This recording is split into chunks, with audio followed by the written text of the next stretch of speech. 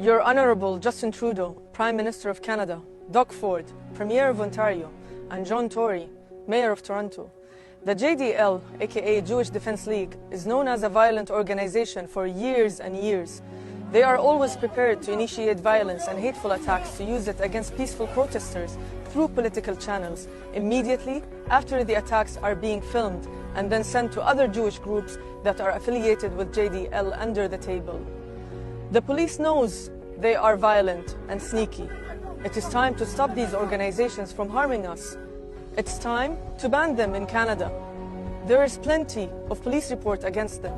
Since years, I myself witnessed against them to the police in 2014 when I was attending a peaceful protest for the burning of a Palestinian kid alive in Palestine. His name was Mohammed Abu Khdeir. 2 illegal Israeli settlers were arrested and found guilty for such a horrific murder. And yet, we go out to condemn such acts. The JDL are there with their sticks and on their bikes showing up like gangsters to harm us. Your Honourable, Canada is known for its human rights values. It is time to tell Israel to stop its barbarism against Palestinians all over this holy land, not just in Gaza. Do you know that Arab Israelis are being attacked and killed in their own homes and streets in Israel under the protection of Israeli police, even though those Palestinians are Israeli citizens and they should be protected by the Israeli police too?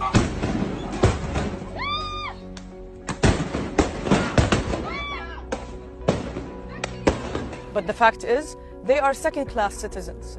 Not just that, their properties and cars are being sabotaged by Israeli Jews just because they are Israeli Arabs. When the Conservatives voted for a 2-tier Canadian citizenship law, after you became a Prime Minister, you have stopped this nonsense law, and you said it loud and clear.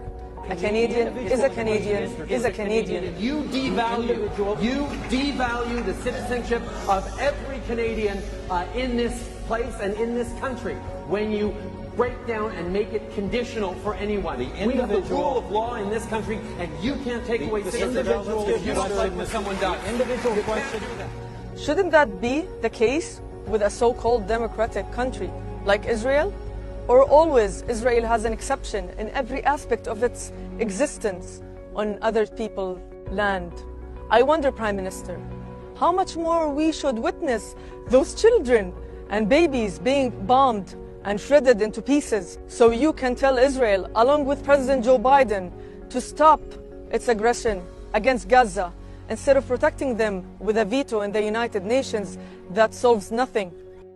Using the rockets as an excuse to kill babies and bomb homes, buildings, and media offices has expired. The mainstream media around the globe no longer tolerate that excuse. They no longer tolerate apartheid. It's time for this excuse to stop. It's time for apartheid to stop. Because we all know very well that Israel has an iron dome that stops those rockets, and they have shelters that protect its citizens. But on the other hand, the Palestinians have no shelters, and they are not even equipped with any defensive shields that would help them protect themselves, even if they evacuate their homes. They are left on the streets or on top of their demolished homes.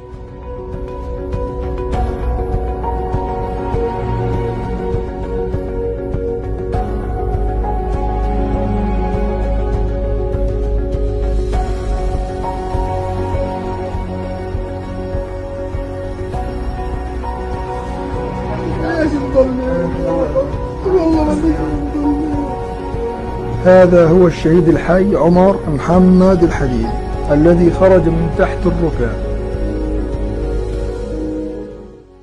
I wonder, don't they have the right to defend themselves from their reckless occupier?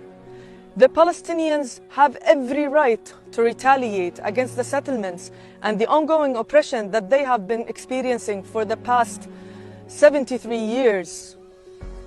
No justice, no peace, Prime Minister. I myself, I'm a peace advocate, and I've learned from Canada the tolerance and the human right values that I cherish here. But as a true Canadian, how can I be silent against injustices? How can I promote peace with the occupier that are killing journalists just like me? As you all can see, the mainstream media around the world have changed. Listen to Roger Waters, Trevor Noah, Bella Hadid, Mia Khalifa. and many other international figures and Hollywood actors, they are calling for this aggression and the stealing of Palestinian homes to stop. You are stealing my house. And if I don't steal it, someone else is going to steal it. No one is allowed to steal it. CP24, a Canadian national news channel, have pictured more than 13,000 peaceful protesters in Toronto as terrorist supporters. Isn't this double standard, or is this really the truth? Those 13,000 protesters are not only Arabs or immigrants. Many of them are originally Canadians, not immigrants like us. Many of them are born here and comes from diverse backgrounds that you could think of.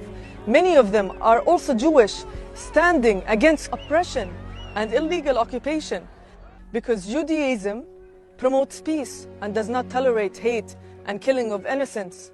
Laurier University is going after a very young student, a teenage, for publishing a TikTok video, which the student have filmed out of emotions and after seeing the disaster happening in this ongoing conflict. But yet, Jewish groups are using this to picture the student as a killer of Jews in Canada, to a point where a police have been involved. This student is now hiding in its home, crying and devastated for being attacked in such a horrific way, thinking her future is destroyed. Why do you give so much power to the Zionist Jewish organizations to harm our youth and to harm our careers every time we say or do something that they don't approve of? And yet, we live in a country that protects freedom of expression and freedom of choice. Nobody hates Israel because they are haters or because they are racist. The whole world hates Israel and stand against them proudly for one simple reason. They are humans and they support humanity. They are against wars, killing and bloodshed. They are against illegal occupation. They are against stealing homes from the Palestinians. Please stop Israel from committing more massacres. As Canada have apologized to the Aboriginal people and gave them their full rights on their land, which is called Canada today. The Government of Canada built an educational system in which very young children were often forcibly removed from their homes, often taken far from their communities. Many were inadequately fed, clothed, and housed. Mr. Speaker, I stand before you today to offer an apology to former students of Indian residential schools. The treatment of children in Indian residential schools is a sad chapter in our history. In the 1870s, the federal government, partly in order to meet its obligations to educate Aboriginal children, began to play a role in the development and administration of these schools. Two primary objectives of the residential school system were to remove and isolate children from the influence of their home, families, traditions, and cultures, and to assimilate them into the dominant culture. These objectives were based on the assumption that Aboriginal cultures and spiritual beliefs were inferior and unequal. Indeed, some saw it, as was infamously said, to kill the Indian in the child. Today, we recognize that this policy of assimilation was wrong, has caused great harm, and has no place in our country.